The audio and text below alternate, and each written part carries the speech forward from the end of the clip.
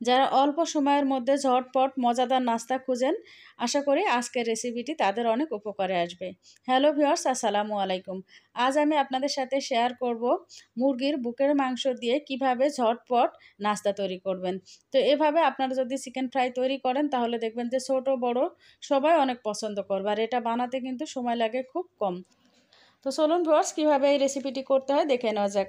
তো রেসিপিটি করার জন্য এখানে আমি একটা মুরগির বুকের মাংস নিয়েছি, আর এভাবে খুব ভালো করে ধুয়ে পরিষ্কার করে পিস পিস করে কেটে নিয়েছি। আপনারা কিন্তু যে কোনো শেপেই এই চিকেনটা কেটে নিতে পারেন। এখন এই চিকেনের মধ্যে যে যে মশলা লাগবে সেগুলো দিয়ে দেবো। তো প্রথমে দিয়ে দিয়েছি 2 চা চামচ পরিমাণ আদা রসুন বাটা, 1 চা চামচ পরিমাণ মরিচের গুঁড়া, 1 চা চামচ পরিমাণ ধনিয়ার গুঁড়া, 1 চা চামচ পরিমাণ জিরার গুঁড়া, হাফ চা চামচ পরিমাণ সাদা গোলমরিচের গুঁড়া। তারপর দিয়ে দিয়েছি আমি এখানে 1 টেবিল চামচ পরিমাণ সয়া সস, 1 টেবিল চামচ পরিমাণ টমেটো সস। তারপর দিয়ে দিলাম একটা ডিম।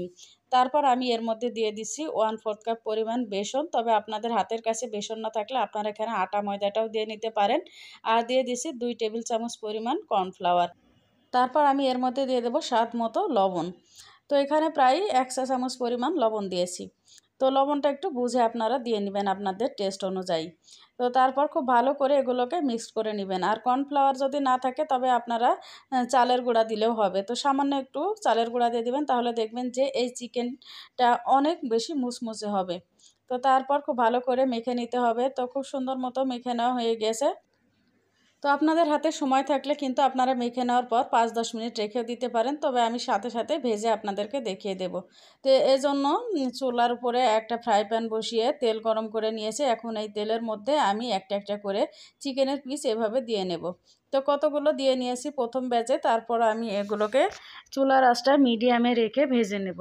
তো চুলার আঁচটা মিডিয়ামে রাখার পর যখন এগুলোকে দেখবেন যে নিচের পাশটা হয়ে গেছে, তখন এগুলোকে আবার উল্টে দিবেন।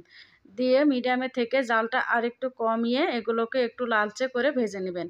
একেবারে লো আঁচে আপনারা ভাজতে যাবেন না এই চিকেনগুলোকে, তাহলে দেখবেন যে ভিতরের জুসিনেসটা চলে যাবে।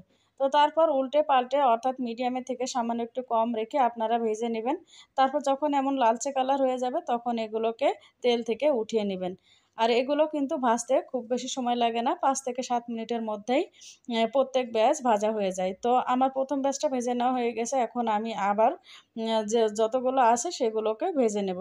তো সবগুলো ভেজে নেওয়ার পর আমি আপনাদেরকে দেখিয়ে দিছি যে আসলে এই চিকেন ফ্রাইয়ের ভিতরটা কেমন হয়েছে, আর এটা দেখতেও কতটা লোভনীয় দেখাচ্ছে। তো ভিউয়ার্স, আশা করছি আমার এই আজকের এই চিকেন ফ্রাইয়ের রেসিপিটি আপনাদের কাছে অনেক ভালো লেগেছে এবং সহজ লেগেছে।